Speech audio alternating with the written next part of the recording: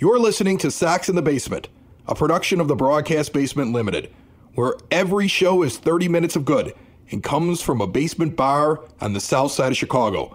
Pull up a stool, pour a cold one, and join us right now for Sox in the Basement. Heard everywhere podcasts can be found, and always at soxinthebasement.com. A beautiful weekend is beginning for me, my friend. I've got all my kids in the house. My daughter's back from college. Oh, how nice. Yeah, she's back here for the week for Thanksgiving break. It's nice to have a woman in the home again. And she's already walked around and called it a frat house 3 times and told me I have to clean it up. Well, that's to be expected, I would think. She's like, has anybody cleaned the bathroom in the last couple of months? I'm like, oh, I'm getting yelled at. I'm getting yelled at by the 18-year-old.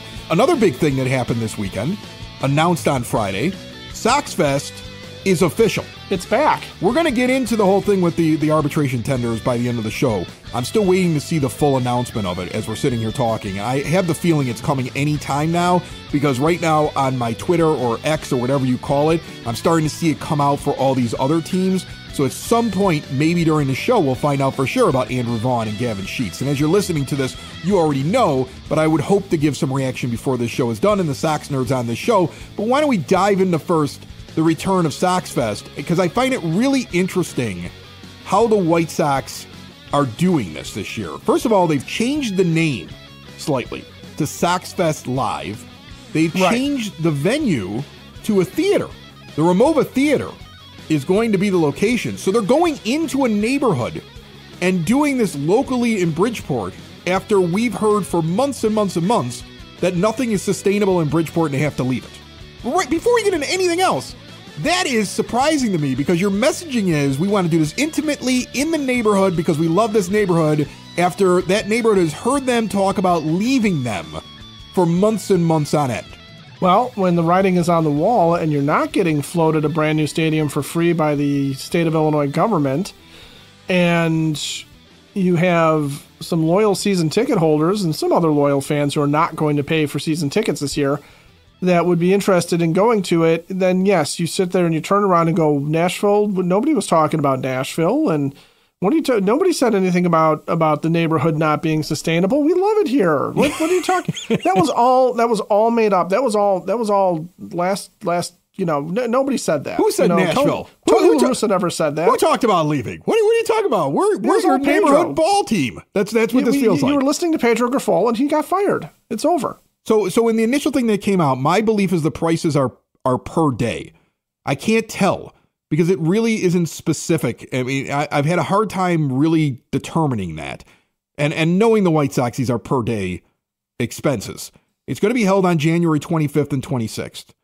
Tickets go on sale officially on Tuesday, November 26th at noon, but it sounds like there's a pre-sale first for season ticket holders, which makes sense. It definitely makes sense when you want to weed out critics, because I'm not saying that season ticket holders aren't critical, but they're not critical enough that they stopped buying season tickets, right? Like the Lanuti family dropped out of season tickets a year ago because of how poorly run the team is, and said, why am I wasting money? I'll buy my tickets as I go. And a lot of other people did that. They had a massive drop off in season tickets. And I'm not saying if you're a season ticket holder, that you're never going to be upset with the team, and you're just like a fan that it's got rose colored glasses. I'm not saying that that's what season ticket holders are. There are plenty of season ticket holders angry with this team. They're diehards and they're ticked off, and they're going to ask some questions if they get an opportunity to do it. But you do tamp that down a little bit with a smaller venue and allowing those ticket holders, those season ticket holders, first crack,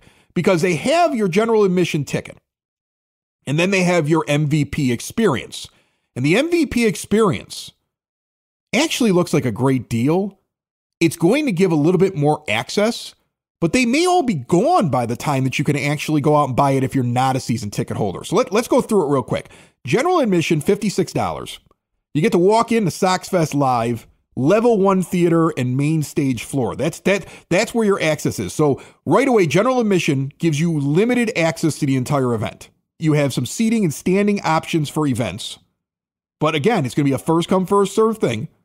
There's going to be some displays, some interactive player experiences. There's going to be what they call dynamic photo opportunities. If you read Scott Merkin's article that he put out on MLB.com, it sounds like the plan is there'll be no more so-and-so is signing for an hour, get in line. It's going to be that guy's going to talk or do something with the fans, and then he's going to hang out for meet and greet, which you don't know how that's going to go, right? Right. I don't know if anybody's ever seen it after a concert in a small venue, and the band comes out to sign autographs. Sometimes they stick around, they get everybody. Sometimes they get 10 of them and they leave. So that'll be really interesting. That'll probably be one of the stories of the entire event. How does that actually work? Because they're very vague right now about that. All right. And then they have concessions available for purchase. That's pretty much what your general mission is. You're going to show up. They're going to have a couple of interactive things. They're going to kind of mingle with the fans. They're going to give some talks. There'll be some Q&A. It sounds like you're going to get your manager and your general manager there. Jerry Reinsdorf not announced, and I doubt that he goes anywhere near the event. Probably not. No. He'll appear on screen. He'll have a pre-recorded video message or something like that. Now, interestingly, you skipped over one thing with the general admission, which, by the way, $56. Pretty sure that's meant to make you feel like Mark Burley and then feel better about the whole thing. It's not a lot for $56. But you forgot in the official announcement on MLB.com, the immersive and high-energy atmosphere at the heart of SoxFest Live's historic theater experience. The reason I didn't read that is because it doesn't mean anything. Oh, doesn't it, though? Doesn't I'm sorry, wait, hold on. I got to get a mop for all the sarcasm that's dripping off of me right now, but doesn't it mean something? They have 6 selling points for general admission tickets, and one of the 6 selling points is you'll be standing in a theater and it'll be exciting. Like, yes, that's literally, that's one of the selling points is it's an immersive and high energy experience, which it may be immersive because you're going to be around 1,800 other people potentially. Right. And you can buy a hot dog and a beer. That's another one of the selling points. So essentially, like, general admission gets you in the door, and then you just kind of hope that, like, after you watch something on the stage, that you'll get close enough to a player that he might sign something for you or say hi. Yeah. Now, and keep in mind here, so they're talking about the seating and standing options. The theater, and I'm on Remova's website. The Remova Theater can accommodate up to 1,800 guests standing and 680 guests seated. So that means that when they say sitting and standing options, there's going to be a handful of seats, but for the most part, it's going to be standing room only so they can get as many bodies in there as possible. And this is why the MVP experience is going to make sense. I was already asked online through the Twitter account, hey, Sox in the Basement, would you do the MVP experience? Well, here's the thing. It's $225 for an MVP ticket. You get early entry when you walk in. So guess what? That's going to be an advantage, the way that it's set up and the way you described it, okay? You're going to have access to their black carpet, not red carpet, black carpet welcoming event for VIPs, players, and other distinguished attendees. You're going to get premium level 2 lounge area. So remember when the general admission just gets on level 1, the entire theater is open to you if you're the MVP thing, and you get an elevated main stage sightline, unobstructed program viewing. Again, as Ed just said, the theater itself is basically standing room with some seating.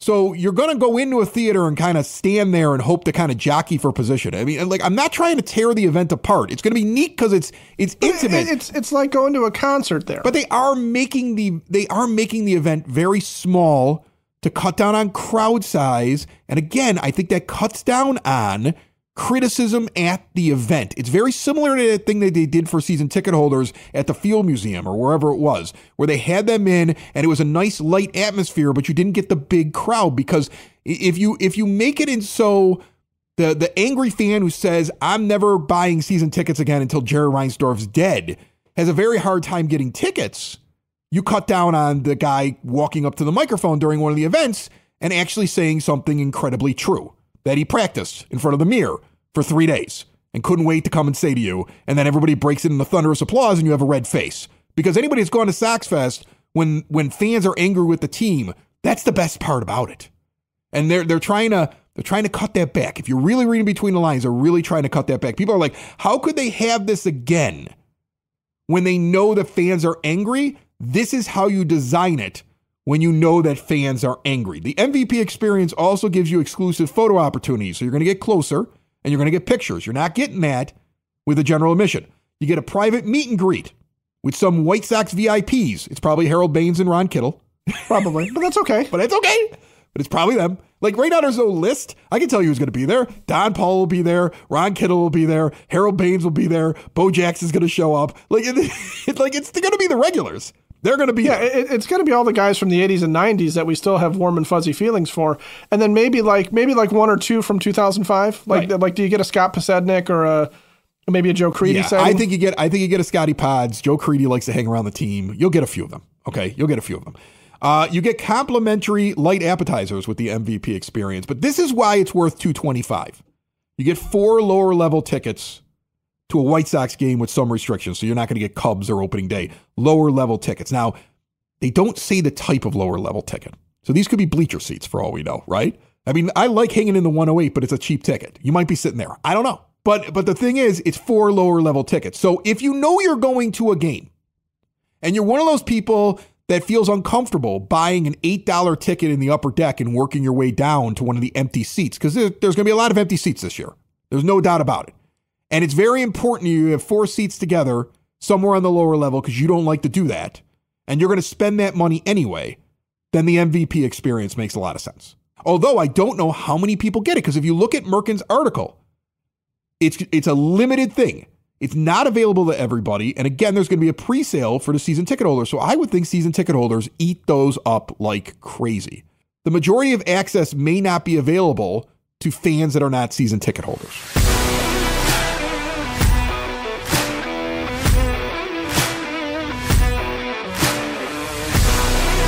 With the snow on Thursday, I realized I have to change the screen door into a storm door. I have a fancy storm door. You may need a fancy storm door. Windows, doors, patio doors, storm doors, all of that available at Window and Door Superstore of Oak Forest. No high pressure sales. They're not coming to you with a little example in a book. You go and see everything in full color with an owner on site in their showroom. There's also an owner on site when they do the install with all of their own installers. They never farm out the work. They've been doing it that way for over 40 years in Oak Forest since 1985. All major brands are custom made and there's no stock items. That way you get a perfect fit. Window and Door Superstore of Oak Forest is located a half block east of 159th and Ridgeland at 6280 159th Street. See more at windowdooroakforest.com. And it's official as we sit here. Gavin Sheets has been non-tendered. I'm waiting on the Andrew Vaughn announcement. But let's get back to SoxFest, my friend. Right. There's a loft area in the theater that can accommodate up to 200 guests standing and 100 guests seated. So if you figure that they're going to limit it somewhere around 100, I would think that that is what they would do, considering you're going to have the VIPs up there and all that stuff and set out some stuff. And you're not going to pay for a standing room only VIP experience. You're going to want to be able to sit down, I'm sure.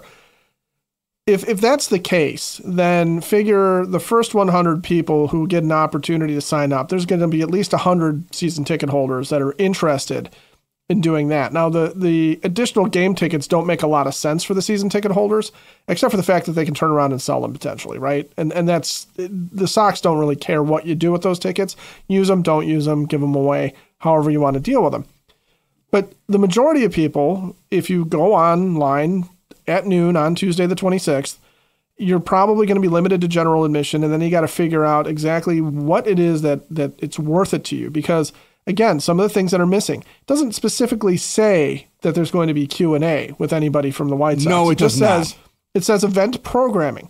Now, that could mean that there's a lot of pre-recorded stuff going on. They're going to have some films and features and stuff like that you sit there and watch. Here we're going to do a whole big thing about the 2005 White Sox because it's 2025 and it's the 20-year anniversary. We're going to do a whole big thing about certain players that they're going to try and push this year. You're going to have 45 minutes of Austin Slater highlights that you didn't know you needed in your life. By the way, he was their number one target according to Austin Slater. Austin Slater, not the worst signing. And obviously, because of where he came from, Ryan Fuller, who's now the guy running all the hitting for the White Sox, likes him, right? Right. And the feeling's mutual because Slater said that was one of the things he's excited to follow Ryan Fuller. But nobody else wanted Austin Slater. And he's our number one target. Like Austin Slater's one of those guys, if the Sox didn't knock on his door, he's probably still looking for a job and taking a minor league deal when we get close to spring training. He even admitted that. He even admitted that he had no idea if he was going to get called now or if he was going to be waiting until spring training started to get it off. Number one target. That's what he says he was. Number one target. He said he was told when the White Sox went to go get him, he was their number one target. Are we really going to have a $45 million payroll? Is that what they're going to do? And then they're going to have a SoxFest where there really isn't any Q&A, and it's basically mostly season ticket holders, and they're able to kind of craft the thing inside a theater with all this interactive stuff, but it's really just a light show to kind of cover everything up. Is that what this is going to be? Like, do you see what they're doing with the kids? When you went to SoxFest before, they were on the same site inside of the hotel with all these different things to do for kids. But it looks like an add-on for this SoxFest is a kids camp. And it says underneath the $35 price, ComEd Rec Center from 2 to 3:30 in the afternoon. The way I read that is, and maybe I'm wrong, your kid's going to have to buy admission into the actual event, and then you can do a $35 upgrade for them for an hour and a half at a different site to do this. Or the Rec Center is set up somewhere in the theater, but I don't know how you do that with such a small theater. No, the ComEd Rec Center is a place. It's a place. It's a part of the Chicago Park District. Okay, so you're going to leave the venue for an hour and a half, and your kids will get a hands-on baseball clinic with accomplished White Sox youth instructors. So our old friend Mike Huff is going to be out there because he's been on the show before and he runs this thing. Yeah. You get rotating stations focusing on hitting, pitching, fielding, and outfield skills, or basically what you get up in the kids zone on that deck. You're going to get exclusive autograph and photo opportunities with select White Sox players. So Ronnie Kittle and Harold Baines are going to head over there and sign some autographs. And limited edition SoxFest Kids Camp t-shirt. And all of that for $35 as an add-on at a different site. So look, I see what they're doing. Like, here's the thing. I don't want it to sound like I hate the idea of this, because it's nice they're doing something. But what they've done is they've drastically scaled this down. They've made this something where, all right, if you have kids, you're going to go back and forth to someplace. So now we're tampering that. We're going to have a lot of season ticket holders buy before everybody else gets a chance to get in there. There's a limited amount of MVP. There's a limited amount of overall seating. And that's what we're going to do. And then we're not going to really describe what we're doing. We're just telling you we're not doing it the same way. So this is really you got to show up on faith kind of thing. And again, it goes back to what type of fan has enough faith in the White Sox that they hand over their hard-earned money and go and experience this. Besides podcasters like me that are going to go because I want to talk about it, right? Like, I'm going to go so I can sit there and tell you what happened. Right. But the thing is, that's the whole point. If I didn't have Sox in the basement, and it wasn't a business write-off for me to go in there, because trust me, the company's buying this ticket. Company's buying your ticket. Company's buying tickets for the whole family. It's all underneath the Broadcast Basement Limited, right? But here's and that's even if I'm able to get them because I'm not a season ticket holder. Well, yeah, that's assuming that there's any tickets left. Yeah, I would buy the MVP experience just to see what it was all about, but I don't even know if I'm going to get a chance. But you take John Q. Public, White Sox fan, non-season ticket holder, and then you ask how many of him is going to fight their way in there if they're not a season ticket holder and be able to get access to this limited number of seats, and then be able to go and then want to go and experience it on the promise it's going to be good without any details. And we don't even know who's showing up. And I think the kind of fan that shows up for this, not to besmirch them, because a lot of them listen to the show, are the diehards that always believe and will be standing in the crowd saying, you never know, we may catch lightning in a bottle and win the division this year. And that's what you get when you set it up this way. Maybe it's the guy who went to college at the College of Communications and took a bunch of marketing classes and how this is what you do in public relations. Maybe it's the cynical guy that took those classes. You took those classes. We all know what it is, right? Yes, we both did. We know how to do this stuff. But that cynical guy looks at this and goes, well, if I was trying to design something that cut down on criticism, got me my most diehards that were least likely to be upset, and kept it intimate and small, and basically discourage somebody who already distrusts the team from laying down their hard-earned money and walking in the door, this is how I would structure it. Yeah. Am I nuts? I mean, am I nuts? No. Am I crazy to say this was structured to bring in the same people that were going in August and September and still love it no matter how bad it's going? And again, it's your team. You love them. I don't besmirch those people, but that's all the White Sox cater to these days, because they don't like criticism. And so that they're going to build an event so they can show you commercials and video content and social media that tries to tell you that you're a real fan if you're always happy with us no matter what. These are the real fans. Well, and that's, again, I don't think you're being overly cynical about it. I think it's actually it's really a factual analysis of the situation. You can't sit here and tell me that you're going to put it into a venue that has limited capacity, really. I mean, for what you expect to be White Sox fandom, okay? And what you've done in the past, too, where you've had the ability to have so many more people in there. You're vague about what event programming means, and it's it's immersive and interactive, and what does all that mean? You're in a theater, so of course it's immersive. I'm in the middle of a crowd in a theater. I feel immersed. I'm very immersed. I'm immersed in this guy's body odor next to me. Right. I'm immersed in this lady's loud chewing. I'm standing there holding a hot dog in one hand and a beer in another one, shoulder to shoulder, as we're all pressed in because it's just a theater. I mean, on one hand, it'll probably be really cool in some ways with the intimacy and stuff like that. On the other hand, I don't know what I'm paying for until after I paid for it. It's like when they tell you buy tickets for Lollapalooza, but they haven't announced the bands yet, right? So what crowd buys those tickets? The people that don't care. They just want to go party for 3 days. Yeah, and it's just, again, there's a lot of things here that lend to themselves questions, like looking at the whole kids thing. Okay, it runs for a little bit of time. You're right. It probably is an add-on. Now, the ComEd Rec Center, if it's the one that I'm aware of, is at 15th and Loomis, which is not really all that close to the theater, which makes you wonder how they're going to pull that off. Right. Are you walking? Is there a bus? Are you driving your car over and looking for parking each time as you go back and forth? You're giving fans an opportunity, okay, to have something. Okay, you can sit there and say, we had a SoxFest. And when they show the highlights of SoxFest, you're going to see a lot of heads in a small area. It's going to look bigger than it does, okay? And that's another thing, when it comes to promotions and things like that you and I have dealt with in our professional past, is that sometimes you can make things look a lot bigger than they are. Oh, and if no one's really looking at this, okay, if no one's really thinking about this before they go and buy their tickets, they may not understand, unless you happen to be listening to you and me talk about it, just exactly how small and intimate this is going to be. This is going to be like going into a concert in a theater. It's going to have the same feeling as if you were going into the Aragon Ballroom. Actually, hold on a second, Ed. We got breaking news. What are they doing with Andrew Vaughn? They're tendering him? Oh, I'm done. Worst move so far of the offseason. Bring on the Sox nerd.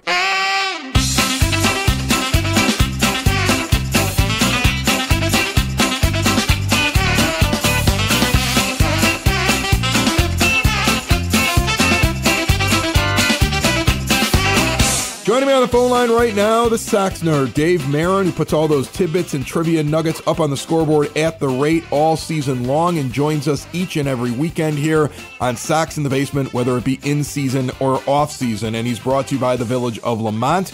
Want to experience a downtown with real history, great eats and drinks, and green spaces filled with adventure? Visit the Village of Lamont. Shop, dine, drink, explore. Enjoy the holiday season in one of the best locations in the entire Chicagoland area, nay, the state. When it comes to holiday shopping and all the merriment, see everything they're doing at lamontdowntown.com. Nerd, what do you got for me? Chris, I recently finished a year-long project where I posted on Twitter at least one nugget on every White Sox player celebrating a birthday that day. That's at least one item on nearly all of the 1,906 players who have worn a Sox uniform.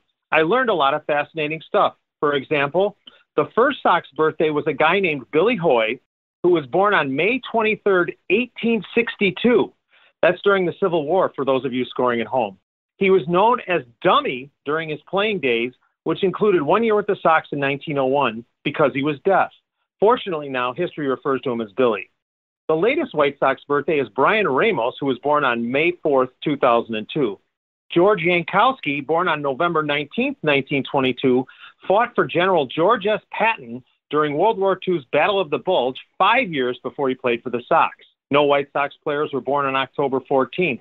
Bill Long, born in 1960, is the all-time leader among Leap Day babies with 27 wins. 21 of those W's came with the White Sox. The appropriately named Lance Broadway, the Sox first-round pick in 2005, went on to have an acting career following his baseball days. His birthday is August 20th. Matt Marullo, whose birthday is August 4th, hit the final opening day homer at Comiskey Park. but there is no known footage of the blast because it came during a power outage. Yolmer Sanchez, born on June 29th, is the only Sox switch hitter to lead the American League in triples. And Floyd Robinson is the only Sox player with 6 singles in a game. Hey, Floyd was born on May 9th, just like you, Chris. Before I get to my zinger, a reminder. You can access my blog at SoxInTheBasement.com, and there is plenty of Sox Nerd material on Twitter where I am still updating and tweaking Sox birthdays. My zinger, Chris Sale, whom I will always be pissed at, was voted the National League Cy Young Award winner last week. He joins Bartolo Colon for the 2005 Angels, Pete Vukovich for the 1982 Brewers, and Steve Stone for the 1980 Orioles as pitchers to win a Cy Young after leaving the White Sox. That's it, Lanuti. More than you wanted to know about Sox birthdays, 2 of America's wars, and that cut-up, Chris Sale. Sox in the basement. Sox in the basement. Sox in the basement. Sox in the Basement. Heard everywhere podcasts can be found, and always on SoxInTheBasement.com.